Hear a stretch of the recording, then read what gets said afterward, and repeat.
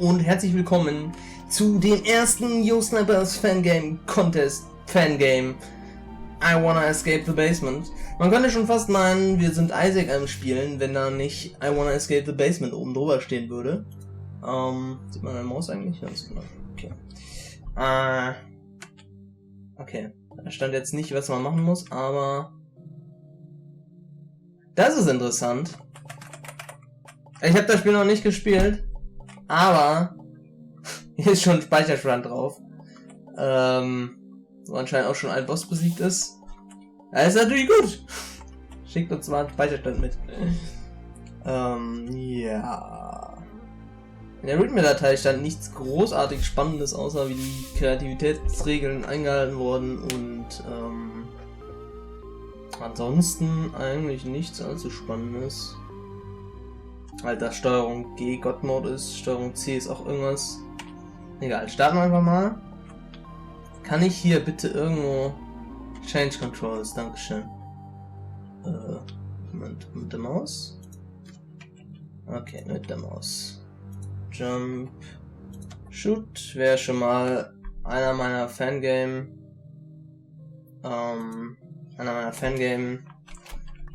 Let's Plays gesehen hat oder eventuell auch den letzten Contest, der wird wissen, wie ich meine Dings einstelle. So, jetzt haben wir hier verschiedene Einstellungen. Schwierigkeitseinstellungen schätze ich jetzt einfach mal. Beziehungsweise sind auf jeden Fall Schwierigkeitseinstellungen, stand auch im Dingens. Können schießen. Sind so Isaac-Tränen, glaube ich. If I'm not mistaken. So, ich bitte auch ein bisschen um Nachsicht. So, die Frage ist denn jetzt, was ist denn jetzt was? Also gut, Child's Play ist wahrscheinlich das erste, Casual Desk das zweite. Tja, ist jetzt Ultra Satanic oder Hellish das dritte? Außerdem gab es in der README, glaube ich, nur 4 Schwierigkeitsstufen. Und hier gibt es jetzt 5. Das ist natürlich auch wieder... Ist natürlich unlucky so. Gehen wir mal auf Hellish. Weil ich traue mir die allerschwerste Schwierigkeitsstufe traue ich mir halt auch nicht zu, so wirklich. Ja, nice. Ja, oben kann man gucken. Oh mein Gott. Also, ist schon was her, dass ich Fangames gespielt habe. Ein wenig Nachsicht. Okay.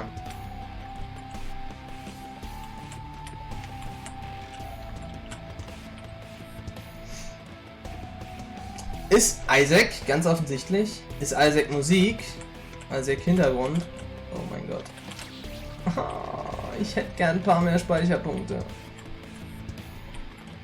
Das ist jetzt ein bisschen frech so. Ist natürlich unlucky, dass das erste Spiel direkt ein Needle Game ist. Aber ich weiß ja nicht. Vielleicht kommt ja noch der krasse Plot Twist oder Open World oder so. Aber... Okay, das ist ein dickes Needle Game.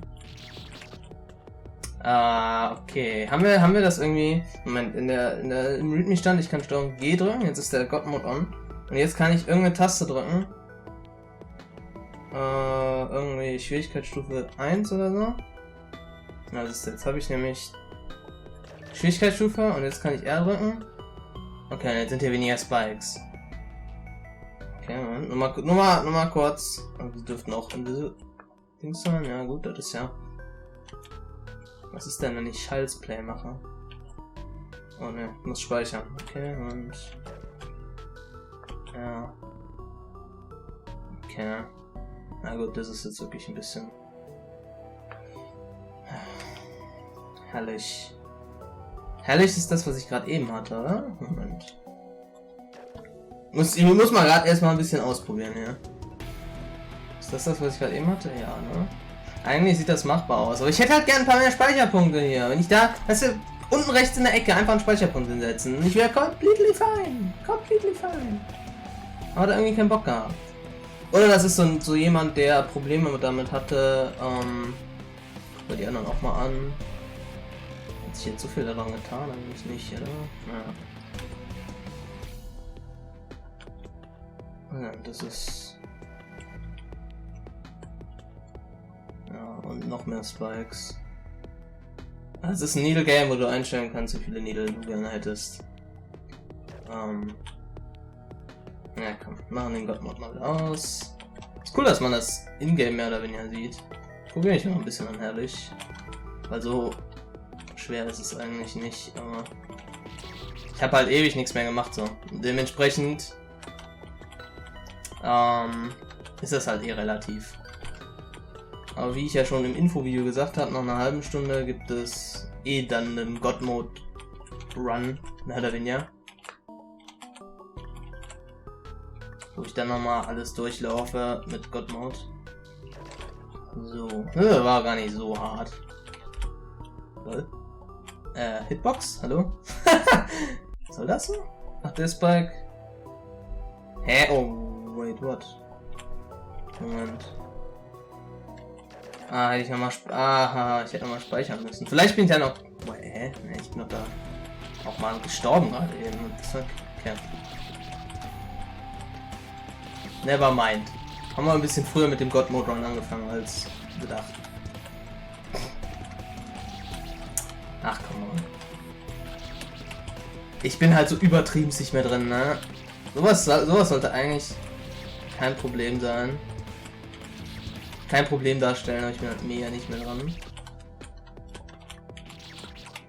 Na gut. Muss fairerweise sagen, dieses Spiel ist sehr spartanisch. Wie ich ja auch schon im Infovideo gesagt habe, ich hoffe ja, dass der Tatsache geschuldet, dass wir jetzt nur... What the fuck? Wo muss ich hin? Ah man, dort, da muss ich hin. Okay, ich verstehe. Ich kann sagen, der Sprung war niemals möglich gewesen. Der Tatsache geschuldet, dass wir jetzt nur 5 Fangames haben. Oh fuck my life. Hoffe ich doch, dass die 5 dann aber zumindest quality-technisch echt ein bisschen besser sind. Weil letztes Jahr, genauso wie das Jahr davor war eigentlich noch krasser so. Gab's halt echt so ein paar Totalausfälle, könnte man schon sagen. Oh mein Gott, ey. Das ist halt ein pures Needle Game, Alter. Da habe ich ja direkt das richtige Spiel für den Anfang mir mehr oder weniger ausersehnt. Ich weiß gar nicht, ob ich das auch im Infovideo gesagt habe oder nicht. Oh, jetzt gibt es hier 2 Wege, ja. Der Weg sieht dies ja aus. Ach, fuck doch die Bitch. Da muss man jedes Mal da von vorne anfangen. Oh, ist das ärgerlich. Oh mein Gott. Ja, gut. Wie gesagt, ich weiß nicht, ob ich das im Infovideo auch schon gesagt habe, aber jetzt weiß ich nicht mehr, was ich sagen wollte. Verdammt. Alter, das kann nicht wahr sein.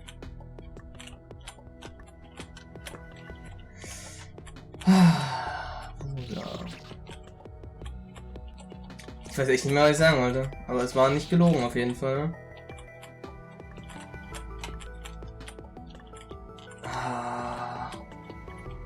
Ach so, doch, natürlich. Ich spiele die Spiele. Ich spiele die Spiele in Reihenfolge, wie sie im Ordner liegen. Ja, das hat keine große Präferenz vom Namen her oder irgendwas oder sonst irgendwie sowas, sondern es ist einfach echt nur. Oh mein Gott, es ist einfach nur ein stumpfes Needle Game. Oh mein Gott. Ich bin halt so. Weißt du, warum muss denn das erste Spiel im Ordner gewesen sein? Wenn ich halt die anderen 4 vorher schon gespielt hätte. Aber ich hoffe, dass da kein Needle Game dabei ist noch, sonst. Oh, bitte. Dankeschön. Dann wäre ich jetzt wahrscheinlich schon wieder deutlich mehr drin, so. Oh mein Gott. Und müsste jetzt hier nicht einen auf Total Lulli machen. Es ist so. Oh mein Gott. Ja, weiß ich nicht. Ich behalte mir natürlich vor, falls mir das hier wirklich zu sehr stinken sollte, auch einfach schon früher auf den Dings zu schalten. Oh mein Gott. Auf den God Mode zu schalten und dann da so ein bisschen durchzuhuschen. Weil ganz ehrlich. Wie lange nehme ich denn jetzt auf? 10 Minuten. Ich bin 10 Minuten im Spiel und ich bin schon echt. Ja, gelangweilt so. Ach, du stinkst doch echt. Fangame-Technik sieht halt bei uns auf dem Kanal generell so aus, dass ich mal gucken werde. Momentan ist halt relativ viel so. was parallel schon läuft. Und irgendwo macht man ja auch noch ein bisschen was anderes außer aufnehmen, rendern und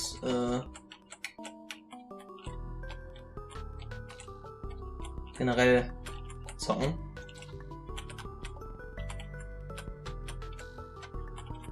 Okay.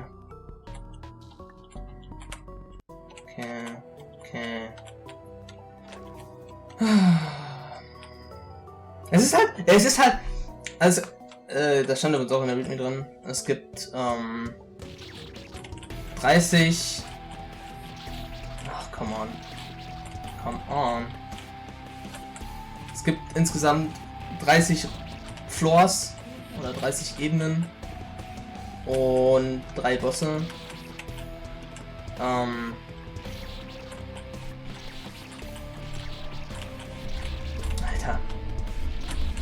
Oh mein Gott, es ist so stumpf. Fehlt eigentlich nur, dass noch irgendwo die Tode mitgezählt werden, um mir so richtig hart auf Eier zu gehen, ey.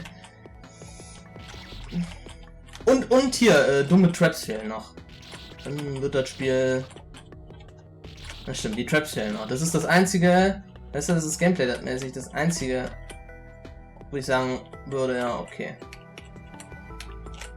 Das ist okay. Ach, Doppelsprung. Aber wie häufig hier dieser komische Dingsjump kommt, der hier, wo man so quer durch 2 Spikes durch muss, ist schon echt frech. Also gut, das ist jetzt nicht der allerschwerste Sprung der Welt, von daher ist das noch okay. Aber trotzdem, also frech finde ich es auf jeden Fall. So.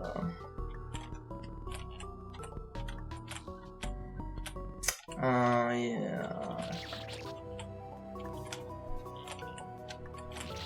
Also es gibt halt nicht wirklich viel zu sagen zu dem Spiel. Außer, dass es halt, also die Blöcke sind halt sogar relativ langweilig so. Gut, es sind nicht die ganz krassen Standardblöcke. Oh, Dankeschön. Es sind nicht die ganz krassen Standardblöcke, es sind die Standard-Spikes. Es sind, oh mein Gott, das an.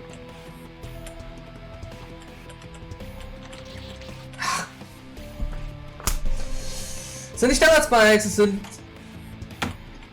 Isaac-Räume, es ist Isaac-Musik. Ich finde ganz cool, dass die Schwierigkeitsstufe angezeigt wird und God-Mode und so Geschichten. Aber Jesus motherfucking Christ.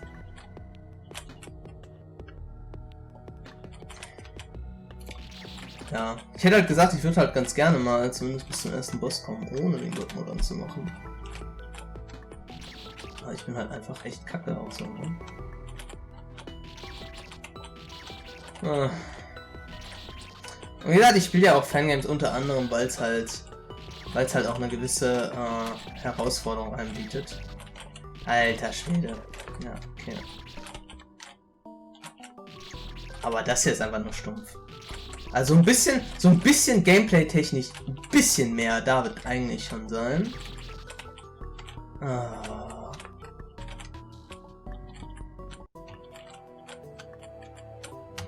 Na komm.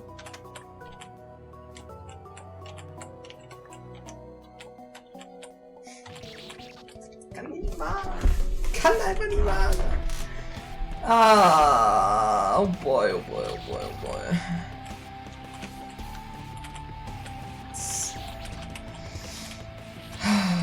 Und zwar ist das sogar so ein Needle Game Ding. Also erstmal eine Speicherbox pro Raum, ne? Ist ambitioniert, finde ich. Dafür kann man wenigstens die Spikes anstellen, wobei auch das nur dank God-Mode. Ansonsten müsste man jedes Mal wieder von vorne anfangen, so. Und dann eine andere Schwierigkeitsstufe einzustellen. Ah, so Handy, was willst du? Keine Ahnung, was mein Handy will. Mein Handy will gerade nichts von Interesse. Ah.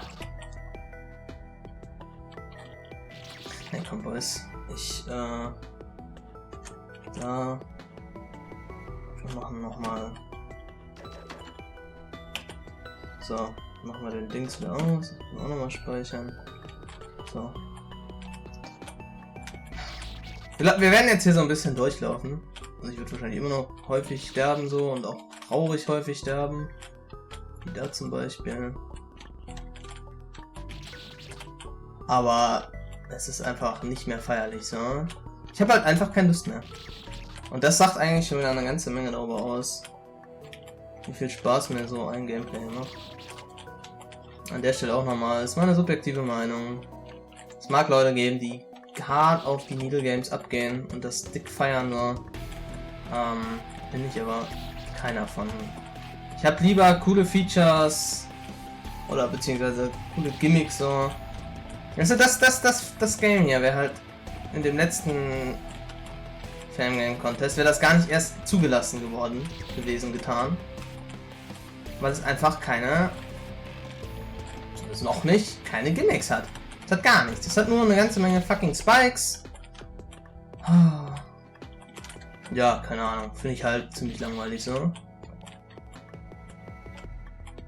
Das macht halt irgendwie genau so 5 Minuten Spaß und dann ist es halt auch wieder vorbei.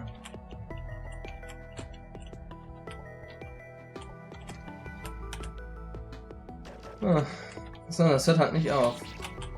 So, ich werde jetzt in dem Schaltmodus hier noch bis... Alter Schwede. Okay. Okay. Und das ist der Schaltmodus. Jawohl. Ja, ich weiß, dass man da landen kann. Dankeschön. Spielen, ja. Ich werde da jetzt noch bis Dings spielen. Bis zum ersten Boss. Oh mein Gott. Oh mein Gott. Ach, das ist jetzt aber nicht dein Ernst, oder? Und dann werde ich auf God-Mod umstellen, weil das ist ja... Was an? Das ist ein Raum mit ganz vielen Spikes. Wenigstens sehe ich keine fliegenden Spikes, so, weißt du? Das wäre jetzt ja halt noch... Das wäre halt noch so die Höhe. Das wird noch... Das wird noch so fehlen. Oh mein Gott. Okay. Moment. Ach, ich kann nicht wieder zurück. Das ist natürlich bedauerlich.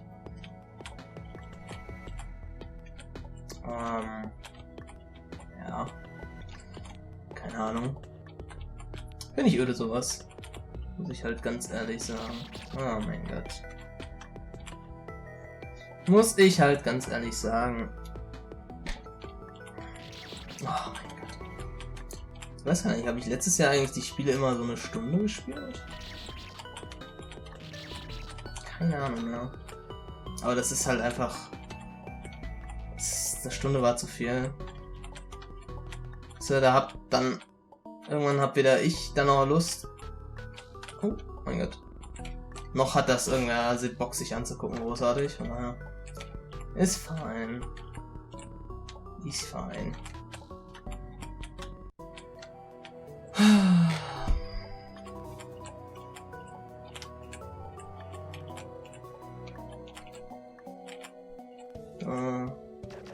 Da ist der erste Boss. Yay.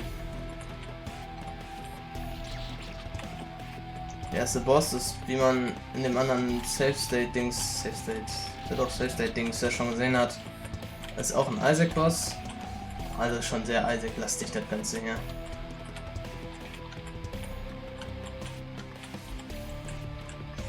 Schon alles sehr Isaac-lastig. Ach Gott, Alter, dein Ernst?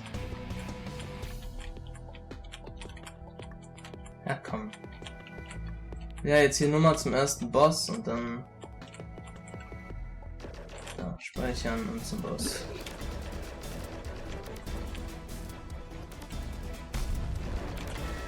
Okay, das ist schon... Das ist schon sehr... Ja, ich meine, es ist der erste Boss, von daher ist es wahrscheinlich fein. Yay. Gut, im schweren Modus hätte der wahrscheinlich aber mehr ausgehalten. Ah, cool, es gibt doch Gimmicks. Also, Gimmicks. Abschießbare Gegner.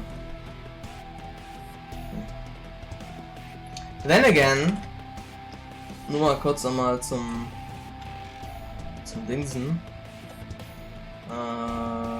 Jetzt muss ich drücken. Das war, glaube ich, meine Schwierigkeitsstufe, die ich eben hatte, ne?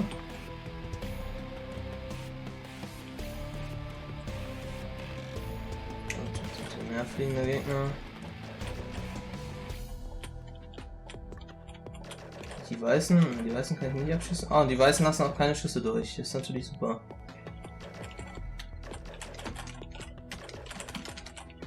Ah, ich bin noch im God-Mode. Ja, sehr gut. Ah, ich glaube, ich lasse mich auch im God-Mode. Oh Gott, sowas ist auch schrecklich, ja. Hier machst du 95 mal den gleichen Jump und dann failst du ihn einmal ganz am Ende. Oh Gott. Nee, nochmal nee. Was ist das hier? Was ist das denn, Mann? Wie würde ich den Raum machen? Muss es dahin? Rote kann man abschießen, ne? Ja. Dann müsste man hier rüber. Dann da hoch. Da rein. Da.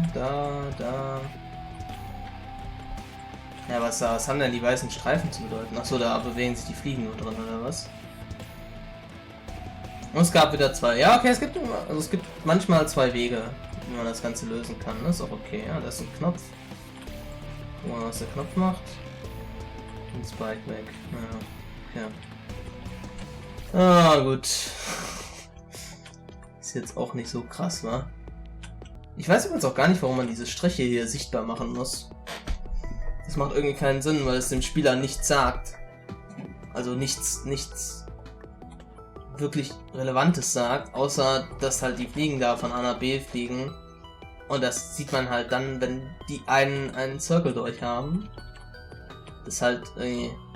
Und dafür sehen sie grafisch halt echt nicht so pralle aus. Weiß ich jetzt nicht. Ja, mehr Spikes, mehr Fliegen. Was mich halt ein bisschen fertig macht an dem Spiel ist, wenig, also gut, das ist ein Needle Game, das ist das eine, aber dass es wirklich pro Raum nur eine Speicherbox gibt. Das ist, beziehungsweise zwei, wenn es einen Boss gibt. Das ist nix für mich. Also, ganz ehrlich. Was haben wir jetzt? Wahrscheinlich wieder ein Dings. Duke of Flies, so.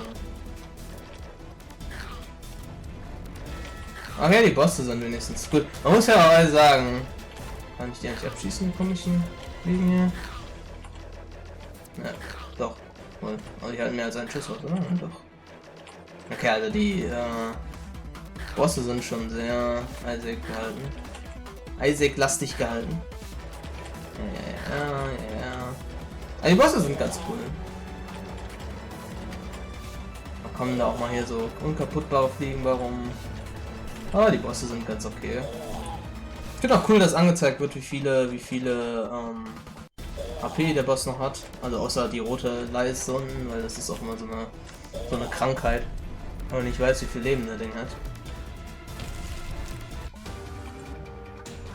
Die Fliegen bleiben aber dabei. Okay, da war übrigens der Schuh. Moms Schuh. Gut, bietet sich natürlich unfassbar krass an, wenn man Dings hat, wenn man ja Isaac-based Game macht. So, und übrigens, ne, das hier, diese Aufeinanderstapelung von Spikes finde ich auch immer so unfassbar ugly. Weiß es nicht. So, hier ist übrigens unser Horn, was uns unverwundbar macht für 2 Sekunden. Ja, okay. Ist halt auch ein Isaac-Feature. Weiß halt nicht. Ja, schon alle sehr Isaac-lastig hier. Muss man halt wirklich schon mal so sagen. Ja, oder hier sowas, warum muss das denn? Das kann auch einfach... Oder man nimmt halt neue Sprites einfach und macht dass die den Kid töten. Aber warum muss man denn Spikes stapeln? Das ist immer so mega unnötig, meiner Meinung nach. Oder das hier, das ist auch purer Cancer. Also mal ganz davon abgesehen, dass dieser Sprung hier, ja, dieser Sprung ist purer Cancer. Aber ich weiß gar nicht, ob der überhaupt geht. Das ist wahrscheinlich so ein klassischer, hey, du musst ganz viele Schalter drücken, um das überhaupt zu machen, ne? Ne. Achso, Moment. Ich weiß aber, ich weiß gar nicht, ob der Sprung da oben nicht eventuell sogar machbar ist. Oh. Ja, okay, also es ist auf jeden Fall gedacht, dass man da mit dem Einhorn durchgeht. Okay, ich verstehe. So, was haben wir hier? Okay, das Vieh dürfte sich aufsplitten. Wenn man es einmal... Ja, da steht da dran drüber, wann es sich aufsplittet. Ja, okay, aber der Boss ist auch fein. Und die Bosse sind echt ganz okay gewesen. Nichts dramatisch herausforderndes. Also auch wenn ich es jetzt mit Gottmod mache, aber ich glaube, die wären auch so nicht sonderlich herausfordernd unbedingt gewesen. Also diese Bosse sind halt so... Aber die Bosse sind okay. Die Bosse sind fein. Im Gegensatz zu den Stages. Weil wie gesagt, das ist halt... Das ist nicht meins, dieses... Fucking...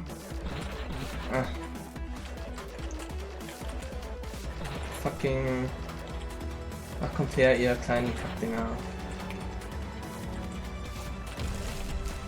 Ja. Ach, die ganzen Dingens hier, die ganzen Spike-Räume. So, und das ist es. Oh, es gibt kein Endscreen. Das ist natürlich schade, aber das... So viel zu I Wanna Escape the Basement. Ja, Bewertung folgt jetzt. So, dann kommen wir jetzt mal zu der Bewertung von I Wanna Escape the Basement von 128 ab. Ja. Erst einmal, wir fangen ganz klassisch ganz oben an. Es gab keine Regelverstöße, dementsprechend müssen wir da auch keine Punkte abziehen. Easy. Dann kann man 5 Punkte, easy 5 Punkte dafür vergeben, dass man die Steuerung ändern konnte. Das ist immer sehr entspannt, mehr oder weniger. Dann kommen wir als nächstes mal zur Grafik. Die Grafik, man muss fairerweise sagen, so unspannend ich das Spiel jetzt auch fand, an sich, die Grafik war absolut legit. Ja? Also, es war mehr oder weniger wenig Skipping in den Grafiken drin, die Sprites waren gut ausgeschnitten, die haben sich gut bewegt, die Animationen waren legit. Das Einzige, was echt ein bisschen öde war, waren die Spike-Berge, die es teilweise gab. Wie gesagt, bin ich ja kein großer Fan von, nur diese umgedrehten Spikes, die dann im Endeffekt so ein bisschen, also okay, krass fliegende Spikes gab es nicht, aber das war auch so das Einzige. Ja? Und außerdem war die Grafik auch nicht sonderlich spannend. Also die Blöcke, es waren zumindest nicht die Standardblöcke, ja, aber auch die haben sich halt nicht verändert, so über das Ganze gesehen, die Standardplattform. Also grafiktechnisch hätte man auf jeden Fall meiner Meinung nach noch eine ganze Menge mehr rausholen können, aber es war sehr solide von den Basics mehr oder weniger. Ja, also insbesondere so die Fliegen waren, die Bosse waren legit Gegner, Bossangriffe waren auch okay. Von daher ist halt schon okay, aber halt ausbaufähig meiner Meinung nach. Und dementsprechend habe ich da auch 6 Punkte vergeben. Und ja. Gut, dann nächster Punkt ist der Sound. Sound ist relativ unspektakulär gewesen in dem Spiel. Was ich in dem Fangame auch, wie gesagt, beziehungsweise wer letztes Jahr schon mal gesehen hat, auch gar nicht so schlimm finde, wenn der Sound nicht so spektakulär unbedingt ist. Natürlich gut, wenn er mal passt. Bossfights hatten andere Musik und die war okay für Bossfight. Die Stages waren natürlich die klassische Isaac-Musik. Die Lautstärke von der Musik, das ist ja auch immer so etwas, was man nicht vergessen darf, war okay. Ja, also die war durchgängig und hatte nicht irgendwelche großen Sprünge. Und dementsprechend kann ich da easy 8 Punkte vergeben, weil das war halt okay. Es war halt nicht sonderlich spannend, ja. Und auch da hätte man vielleicht noch so einen Zacken mehr rausholen können, aber es war echt in Ordnung. Gut, dann kommen wir zum Gameplay. Und das ist ja mehr oder weniger meiner Meinung nach so der große Manko von dem Spiel. Was absolut meine Meinung ist, ja, absolut subjektiv. Aber ich bin kein großer Needle Game Fan, ja. Diese Tatsache, dass es einen Speicherpunkt pro Raum gibt. Also das Spiel hat mir genau 5 Minuten Spaß gemacht. Und dann hätte ich es eigentlich auch schon wieder ausmachen können, weil es ist halt echt Es war einfach nur ein Needle Game, wo du dich von Raum zu Raum gekämpft hast. Nach 10 Räumen hattest du dann jeweils einen Boss. Die Bosse waren okay, auch gameplay-technisch. Aber der Großteil des Spiels war halt echt öde. Also meiner Meinung nach öde. Die Schwierigkeitsstufen haben nur ein paar Spikes mehr oder weniger gesetzt. Mehr oder weniger. Ja, also man hatte ein paar Spikes weniger oder mehr halt. Ja. Ich hätte mir ein paar mehr Speicherboxen gewünscht. Ich glaube, gäbe es ein paar mehr Speicherboxen, hätte mir das Spiel echt einen Zacken mehr Spaß gemacht. Muss ich fairerweise wirklich sagen. Weil dann hat man halt kleine Abschnitte, wo man sich dann auch wirklich freuen kann, wenn man sie geschafft hat. Aber so, es war halt jedes Mal ein ganzer Raum. Wenn du dann ganz am Ende den Sprung nicht geschafft hast, musst du dann nochmal alles von vorne machen. Und also ganz ehrlich, da finde ich mega öde. Gab es letztes Jahr auch schon ein Fangame, was das gemacht hat. Das war auch mega öde. Ich gebe dem Gameplay noch 3 Punkte. Weil ich halt, wie gesagt, die Bosse fand ich waren ganz okay. Auch wenn ich nur einen im Endeffekt legit gespielt habe. Gut, die Bosse waren nicht sonderlich schwierig. Aber ich meine, es waren die ersten 3 Bosse im Spiel. Die müssen jetzt auch nicht unbedingt so hammerhart sein, meiner Meinung nach. Von daher, es war okay. Aber die Räume geht gar nicht, meiner Meinung nach. Ja, dann kommen wir zur Kreativität. Es ist natürlich, also Kreativitätstechnik ist das Spiel halt auch mehr oder weniger ein Durchhänger.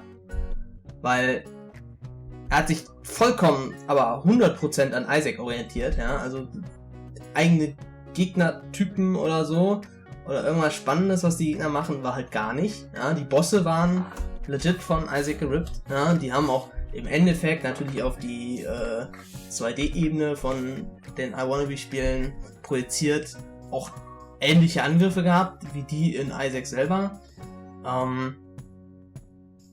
Die Blöcke waren normal, das habe ich ja eben auch schon bei der Grafik gesagt. Es gab halt irgendwie keine allzu spannenden Elemente. Also eigentlich gar nicht. Und die Regeln, die Kreativitätsregeln, die GoSniper eingefügt hat,